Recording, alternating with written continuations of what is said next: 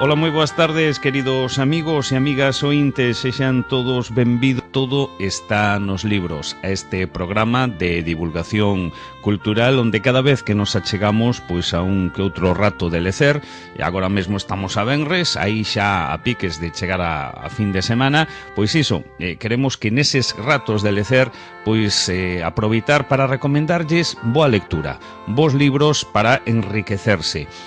Pois nesta tarefa de recomendar boa lectura, vos libros, levamos nela xa dende hai moitos anos e sempre contamos coa colaboración inestimable do Servizo Público das Bibliotecas de Oleiros. Hoxe temos outro lado do fío telefónico dende a Biblioteca Central Realeda de Perillo, noso compañeiro Uxío Pedreira. Uxío, boa tarde, benvido. Hola, boas tardes, moitas gracias. Bueno, como sempre, vamos a ver se somos quen de plantar a semente do hábito de ler nos máis novos da casa. Comezamos por eles, non sei a primeira recomendación se vai máis para o público infantil ou juvenil. Por onde imos? Pois mira, vai para o público infantil, aínda que xa digo sempre que, bueno, que é unha recomendación aberta.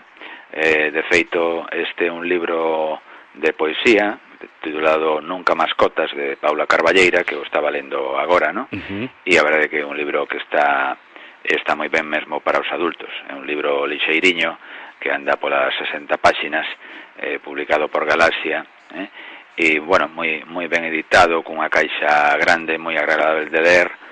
Como é un libro, xa digo, con pouca paxinación, tamén é un libro que se pode levar facilmente a calquer sitio.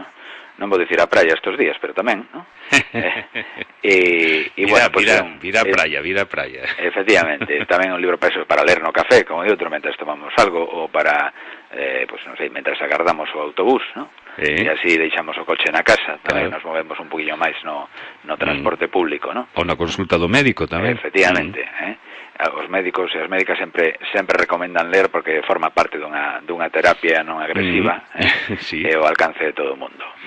Así que xa digo, traio un libro aquí de poesía infantil para este tipo de público e tamén para o resto. Nunca mascotas, de Paula Carballeira, que é unha coñecida nosa porque tamén colabora nas bibliotecas como contacontos. É unha muller que xa leva moitísimos anos traballando no eido cultural, ¿no? Estudou filoloxía, ten moitísima experiencia contando historias por unha chea de sitios, é actriz, é directora teatral, tamén traballou na televisión, bueno, digamos que unha autora que xa publicou máis de 20 libros, unha persoa, como xa digo, con moitísima experiencia no mundo literario cultural, ¿no? E trae este libro que titulase, como xa dixen, Nunca mascotas, que digamos que é un libro de poesía no que, digamos, fai unha serie de reflexións sobre a beleza, sobre a mocidade e sobre os animais, ¿no? É un libro para xente nova e os que non somos tan novos tamén, ¿no? Aportando moitísima sensibilidade. Son un feixe de poemas, sempre cos animais de fondo, e bueno, vasme permitir que lea un deles, por exemplo, para que os lectores e as lectoras e os ouvintes de Radio Oleiros pues, se fagan unha idea. O poema titulase Asilo. Un lobro entrou nunha casa, atopou unhas zapatillas, unha bata, unha cama. Non lle importou que houvese unha avoa dentro das zapatillas, da bata, da cama. A avoa tampouco lle importou compartir zapatillas, bata, cama cun lobo. Estaba tan soa a avoa e el tamén. O lobo non era solitario para nada. O sea que é un poema, xa digo, escrito en ton de humor e a vez con moitísima sensibilidade, ¿no? Que reflicte eso, un animal e unha persoa que están sós e que digamos que poden chegar a un acordo de convivencia, por así decirlo, claro. ¿no? Pódense facer compañía mutuamente e, bueno, a vez xoga co tópico da avoa e do lobo, ¿no? Que nos conecta cos contos tradicionais como Carapuchiña Vermella e outros que hai por aí. E a verdade é que é un libro, como xa digo, con moitísima sensibilidade, que ten ese punto de humor que acabo de reflectir neste poema e que ten tamén moitísima sensibilidade, moitísimo tacto nas relacións cos animais, ¿no? Sempre son boa compañía. Así que xa aproveito agora nesta tempada para traelo aquí e nada, recomendar os libros de Paula Carballeira en xeral, que é unha magnífica escritora e da que nas bibliotecas temos unha chea de exemplos. Perfecto. E agora para o público adulto, que lles podemos recomendar? Pois mira, para os adultos trae un libro destos que nunca pasa de moda, por así decirlo, ¿no? É unha biografía ilustrada de Antoni Gaudí, do arquitecto catalán. A min sempre me gusta traer libros así que se saen un pouco do habitual, e é un libro tamén histórico, no sentido de, bueno, narra, digamos, o que foi a Cataluña e a España de finais do XIX e do primeiro terzo do século XX, onde houve moitísimas transformacións económicas e sociais, e tamén, bueno, pues, desde o punto de vista artístico, pues, as obras de Gaudí seguen aí, ¿no? Segue a ser un atractivo e é unha das potencialidades que ten Barcelona, e que cada ano milleiros de persoas visitan a cidade e os arredores para ver a obra del. É un libro que nos narra toda a súa trayectoria desde que nace en Reus no 1852. Ele é fillo, neto e bisneto de caldereiros, ¿no?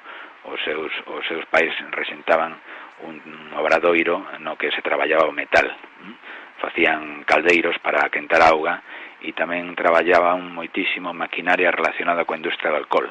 Nese momento Reus era unha industria moi potente, fabricante de alcohol, fabricaba vermudos, fabricaba licores varios. Bebidas espirituosas, que chamaban. Efectivamente, sí, digestivos, que se din tamén, ¿no? Cando nos animan a tomar un chupito. Bueno, pois, digamos, o pai e a nai administraban un obradoiro e estaban relacionados co mundo da fabricación para instrumentos relacionados coa fabricación de alcohol. O caso que nace aí, estuda os primeiros anos en Reus, e, bueno, con moito esforzo, a familia manda ao seu irmán a estudar a Barcelona medicina, e a él, que era un poquinho máis novo, comeza a estudar e traballar a vez, ¿no? Estudar arquitectura e traballar como delineante. Era un home que sempre tivo inquedanzas artísticas, era bo no dibuixo, e a vez dentro da escola caracterizouse porque era un alumno que sempre aportaba ideas novidosas, ¿no? E a vez, digamos que aquilo que non lle gustaba, pues, o deixaba de lado, por así decirlo. Sempre destacou na escola porque, xa digo, aportaba solucións distintas, e nunha das ocasións parece ser que un dos profesores aprobounos en necesidade de examinalo, porque nunha obra, digamos que el tivo unha idea que contribuiu a solucionar un problema, ¿no? A súa vez tamén decía un dos profesores que presidiu o tribunal que o licenciou, que lle deu a titulación de arquitecto, que non sabía se estaban aprobando a un xenio ou un home que estaba mal da cabeza. Porque claro, era unha persoa que se saía do habitual, como todo este tipo de personalidades, ¿no? Unhas ideas revolucionarias absolutamente na estética arquitectónica. E entón, bueno, el bota esos anos xa en Barcelona, aí comeza a facer os seus contactos, no 78 coñece unha persoa fundamental na súa trayectoria e tamén na sociedade catalana dese momento, que era Eusebio Güell, que era un empresario que vai estar vencellado a él pues toda a vida, ¿no? Efectivamente, entre outras cuestións, pues foi o que lle deu o nome ao parque. Gaudí ábrese camiño nesa sociedade, está vencellado, por exemplo, ao mundo excursionista, gustaba ya a ciencia e as visitas ao campo. Xa no ano 83 contratado para a Sagrada Familia, e despois ele a súa vez contrata a outra persoa, a outro técnico, a outro arquitecto, Francesc Berenguer, que non se coñece moito, pero bueno, digamos que sempre foi a súa man dereita. Entón, pois el xa comeza a recibir obras, comeza a realizar encargos, e, bueno, estes días, por exemplo, falábame da Casa Vicens, que é unha casa que está no barrio de Gracia, e que, bueno, nese momento Gracia era un municipio independente de Barcelona. Sí. Hoxe un sector que está integrado na cidade, pode decirse que é un sector moi céntrico, porque de feito o Parque Güell ainda está moi saló, pero nese momento, finais do 19, pois estaba teóricamente alonxado, porque as distancias lóxicamente eran outras, non? Había que moverse a cabalo, había que moverse a pé. Entón, pois era un municipio independente. Ademais, Barcelona é un concello longo, efectivamente, ten distancias. Efectivamente. E, bueno, tamén el segue, xa digo, con diversos proxectos, coñece a moitísima xente na sociedade de Barcelona, como, por exemplo, Batlló, que era outro empresario téxtil, que lle encarga tamén a reforma dunha casa no Paseo de Gracia, Casa Batlló. Efectivamente, que unha casa, digamos, que xa existía, que el reforma lle ponlle unha especie de cuberta á fachada, ¿no? E entón, pois, el segue, xa digo, relacionado con toda a burguesía barcelonesa que estaba en pleno proceso de expansión. máis ou menos o plan Cerdá creo que de mediados do 19, co cal o ensanche xa comenzara a expandirse e a desenvolverse, e el aí, Gaudí, como arquitecto, colle bastante traballo. Por exemplo, Güell é un home que lle dá traballo, e tanto para el mesmo como para a familia. Por exemplo, pois para o seu sogro, pois dalle traballo en Santander, que o seu sogro era un home que fixera moitos cartos, que se non lembro mal, en Cuba, e despois bueno, pois segue traballando para él. Por exemplo, ti citabas antes o Parque Güell, ¿no? Parque Güell, que está máis a lo de Gracia, un pouquiño máis alonxado do que é hoxe a Praza de Lesseps. Pois resulta que é un encargo que hoxe por hoxe ten moi pouca densidade de vivenda, porque hai únicamente un par de vivendas deseñadas, pero en orixe foi un proxecto que Güell concebiu con Gaudí para 60 unifamiliares, ¿no? Güell estivera en Londres, vira determinados barrios que lle gustaran de vivenda unifamiliar, entón, cando volta a Barcelona, compra seus terreos e alrededor do 1900 encarga o proxecto. Entón, teóricamente, os destinatarios ian ser burgueses que apreciaran o espazo e a ubicación e máis o deseño da urbanización.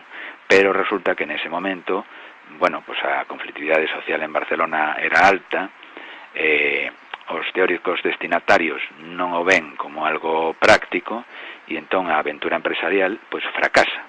Foi unha burbulla, por así decirlo, ¿no? Entón, pois nada máis que se fan un par de casas, unha delas acaba na compra o propio Gaudí, acaba vivindo ali co seu pai e a súa sobrinha durante uns anos, e bueno, pois digamos que hoxe por hoxe é un parque. Os ardeiros de Güell entregano ao Concello nos anos 20, pero en orixe era un proxecto de construcción.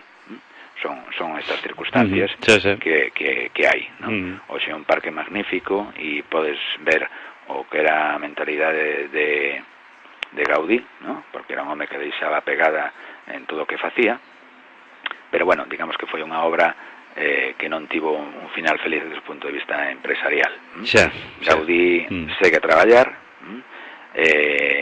por exemplo, teño aquí no 1915 xa estaba a pedreira feita, e digamos que lle discute con Pere Milá, que era o dono, pola cuantía da factura dos seus honorarios, e el leva ao xulgado porque o dono decide non pagarlle.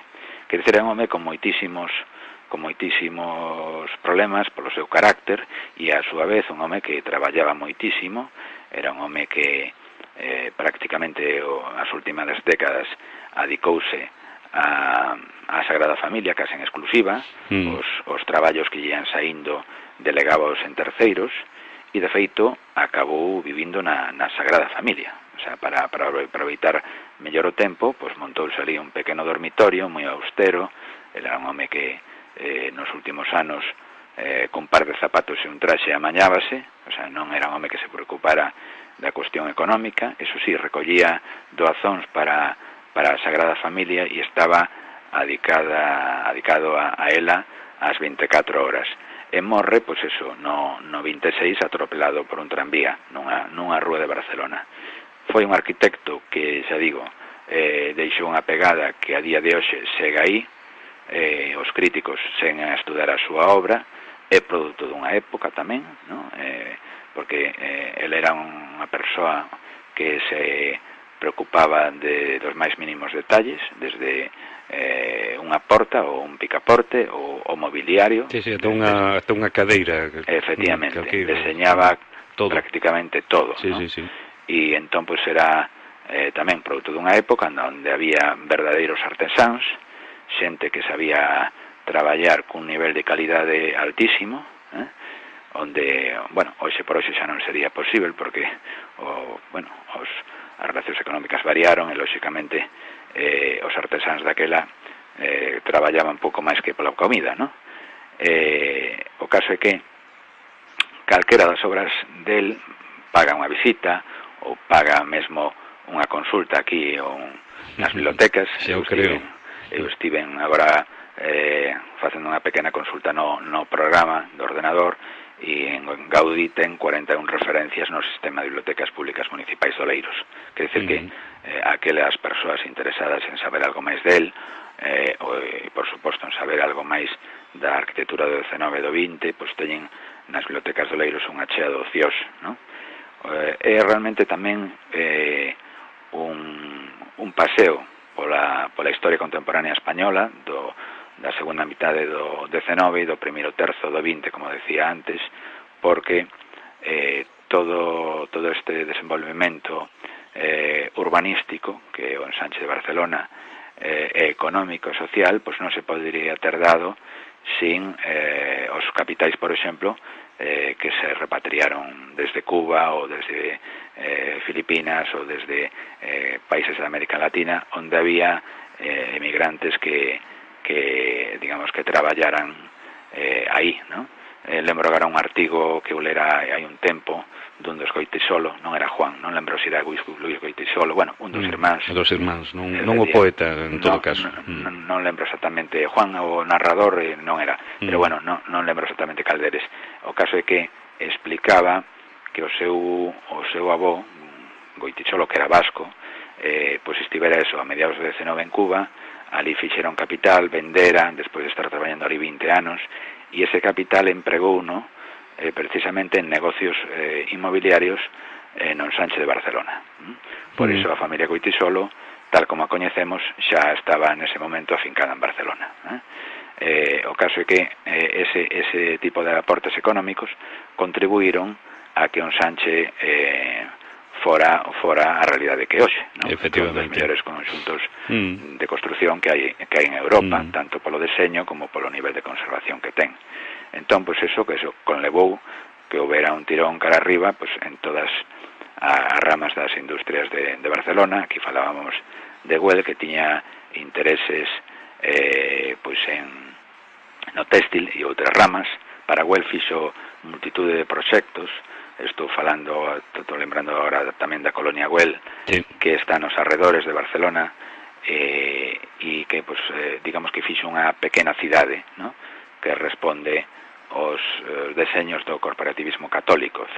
Tiña os talleres ali, tiña vivendas para os obreiros, tiña unha igrexa, tiña unha escola, e estaba enfocada a, digamos que, buscar unha especie de Arcadia para os obreiros, que viviran tranquilos, que tiveran medidas higiénicas, que non se meteran en malas compañas, como se consideraba daquela, porque o anarquismo en Barcelona sempre foi moi forte, sempre houve un grau de militancia moi alta e un grau de reivindicacións tamén moi alto, con continuas disputas entre a patronal e os obreiros, moitas veces resoltas a tiros, ¿no?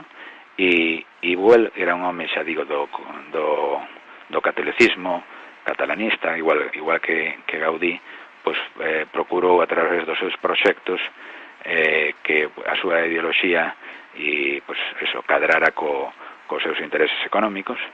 E bueno, pois a día de hoxe pois segue a haber unha chea de exemplos do que fixeron entre eles dous, entre Xavi Güell como empresario e Andoni Gaudí como arquitecto. E a verdade é que paga a pena, xa digo, simplemente botarlle unha ollada a este libro ou a calquera outro sobre a figura de Gaudí, porque xa comento que é un texto moi interesante, este en concreto.